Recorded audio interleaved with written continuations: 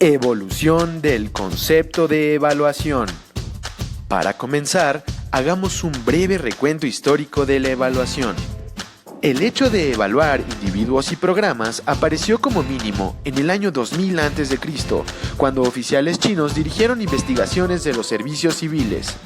Y en el siglo V a.C., cuando Sócrates y otros maestros griegos emplearon cuestionarios evaluativos como parte de su metodología didáctica.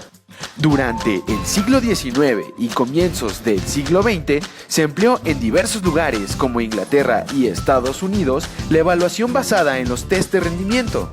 La genealogía del concepto de evaluación surgió en el momento de la industrialización en Estados Unidos, particularmente con el trabajo de Ralph Tyler, quien acuñó en la década de los 30 el término evaluación educacional. En este paradigma, en el que el alumno era el único actor evaluable, se afirma que el aprendizaje se puede medir a través de la evaluación final. Esta evaluación respondía a una pedagogía para la industrialización, pues la escuela se adecuaba a las exigencias del aparato productivo. Después de este breve recuento, revisaremos la evolución del concepto de evaluación en educación a través de las 4 generaciones que Guba y Lincoln proponen. Primera generación. La evaluación como medición. Este enfoque de la evaluación surgió en el siglo XX, con auge en los años 40. Su principal objetivo era verificar si los estudiantes tenían el dominio del contenido del curso o asignatura, definido por el profesor, quien decidía qué enseñar. En esta generación, se reconoció el papel del evaluador con carácter técnico. Todo podía ser medido por el experto. Cabe mencionar que este enfoque técnico de la evaluación aún persiste con la aplicación de pruebas de selección múltiple de datos inconexos y memorísticos a grupos de estudiantes de diverso tamaño. Segunda generación. La evaluación como descripción. El blanco de la evaluación era solo el estudiante como un objeto. Ralph Tyler definió los objetivos como lo que el estudiante debía aprender y desarrolló pruebas para medir si el estudiante había aprendido lo que el profesor había intentado que aprendiera. El papel del evaluador era técnico, como en la primera generación, pero además se le atribuía otra función: recolectar la información sobre los logros alcanzados por el estudiante para analizar las fortalezas y debilidades frente a los objetivos establecidos, para así guiar las revisiones y el mejoramiento. Tercera generación. La evaluación como emisión de juicios de valor.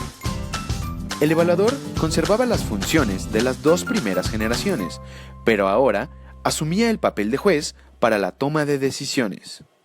En esta generación surgió la evaluación formativa por proceso con Michael Scriven. Cabe resaltar que hasta ese momento la evaluación del estudiante estaba fundamentada en la evaluación hecha por el otro, o sea, el profesor.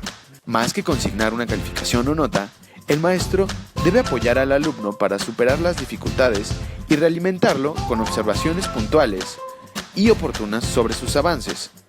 Cuarta generación. La evaluación como concertación que responde al evaluado. Stake, en el año de 72, acuñó el término de Responsive Evaluation, traducido como evaluación responsiva o comprensiva, ya que más que un modelo o fórmula, se considera una actitud para el juicio cualitativo y se caracteriza por tomar en cuenta la experiencia de los participantes, por esto es relativa y situada. La evaluación responsiva se expone como un proceso de negociación colectiva, de corte constructivista e interpretativo, con una mirada holística que integra lo cualitativo y lo cuantitativo del estudiante, con un punto de vista multireferencial, es decir, se evalúa por proceso, en forma individual y concertada. Para esto, se requiere que el docente se prepare y disponga de tiempo, además de la responsabilidad y el interés del estudiante evaluado. De lo anterior, se puede concluir que la evaluación no es una herramienta punitiva. Además, cada estudiante debe transformar sus concepciones para darse cuenta que no solo lo que evalúa el profesor es importante. Debe dejar de estudiar solo para pasar los exámenes y debe esforzarse por aprender conocimiento útil e interesante, aprender a emplearlo, a criticarlo y reconstruirlo.